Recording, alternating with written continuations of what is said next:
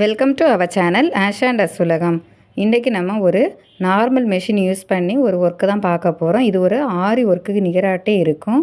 நம்ம இந்த ஒர்க்கு போடுறதுக்கு முன்னாடி நம்ம ஒரு A4 பேப்பர் அல்லது ஏதாவது ஒரு ரஃப் பேப்பர் எடுத்து நம்ம அந்த டிசைனை வரைஞ்செடுக்கலாம். பாருங்கள், இந்த ஒர்க் டிசைன் வந்து ரொம்பவே ஈஸியாக இருக்கும். உங்களுக்கு எப்படி வருதோ வரையக்கு அதுபோல் நம்ம வரைஞ்செடுக்கலாம்.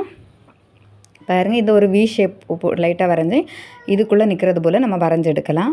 ரொம்பவே ஈஸியாக இருக்கும். பாருங்கள், ரெண்டு பக்கமும் நம்ம வந்து டிஃப்ரெண்ட்டாகட்டே வரையலாம். இது பார்க்குறதுக்கு ரொம்பவே அழகாக இருக்கும். நம்ம சேனலை இதுவரை சப்ஸ்கிரைப் பண்ணாதவங்க மறக்காமல் நம்ம சேனலை சப்ஸ்கிரைப் பண்ணி வச்சுக்கோங்க. இந்த வீடியோ பிடிச்சிருந்துன்னா லைக் பண்ணுங்கள், ஷேர் பண்ணுங்கள், அதுபோல் கமெண்ட் பண்ணுங்கள். பாருங்கள், நம்ம இது வந்து வரையும் போது பார்க்குறதுக்கு ஒரு செடியோட வேர் மாதிரியே இருக்கும். ஒர்க் பண்ண பிறகு பார்க்குறதுக்கு ரொம்பவே அழகாக இருக்கும். கட்டாயம் ட்ரை பண்ணி பாருங்கள். ரொம்பவே ஈஸியான மெத்தட் தான்.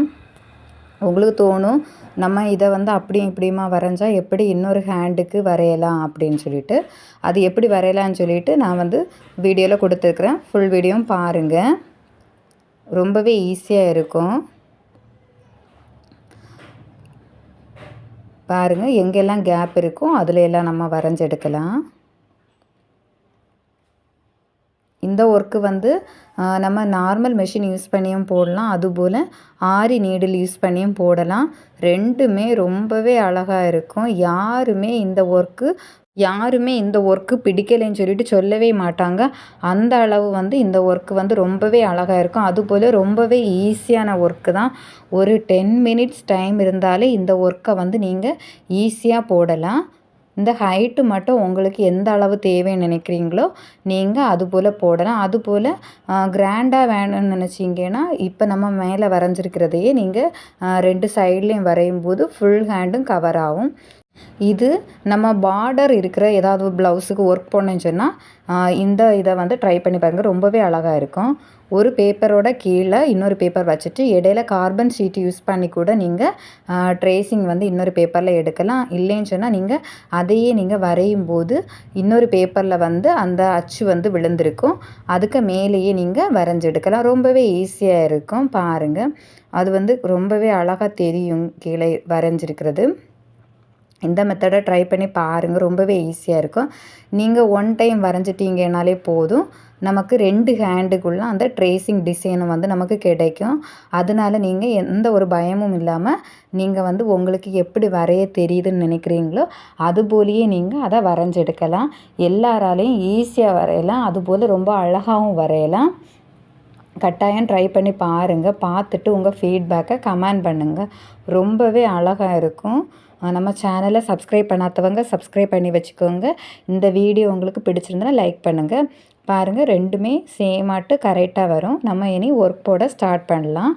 இந்த கிளாத்தில் தான் ஒர்க் போட போகிறோம். அதோட பேக் சைடில் இந்த பேப்பரை நம்ம வச்சுட்டு அதை வந்து நம்ம செக்யூர் பண்ணலாம்.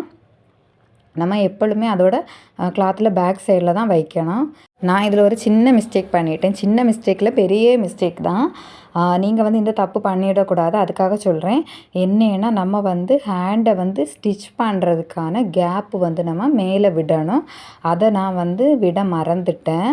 இது நான் ரஃப்பாக வந்து ஸ்டிச் பண்ணி காட்டுறதுனால பிரச்சனை இல்லை. நீங்கள் வந்து மறக்காமல் மேலே வந்து ஒரு 1 இன்ச்சு போல் கேப்பு விட்டுட்டே நீங்கள் ஸ்டிச் பண்ண ஸ்டார்ட் பண்ணுங்கள். அப்போ தான் பார்க்குறதுக்கு நீங்கள் ஸ்டார்டிங் வந்து கிளாத்துலேருந்து கீழே நம்ம ஸ்டார்ட் பண்ணி கொண்டு வரலாம். ஆனால் அந்த டிசைன் ஒர்க் எல்லாம் வந்து அந்த 1 இன்ச்சுக்கு உள்ள அந்த ஹேண்டுக்கு தான் வர்ற மாதிரி நீங்கள் ஸ்டிச் பண்ணணும். நம்ம அந்த கோல்டு கலர் த்ரெட்டு தான் யூஸ் பண்ணி தான் இன்றைக்கி நம்ம ஸ்டிச் பண்ண போகிறோம். எப்படி நம்ம வந்து போடணுன்னெல்லாம் சொல்லியிருப்பேன்.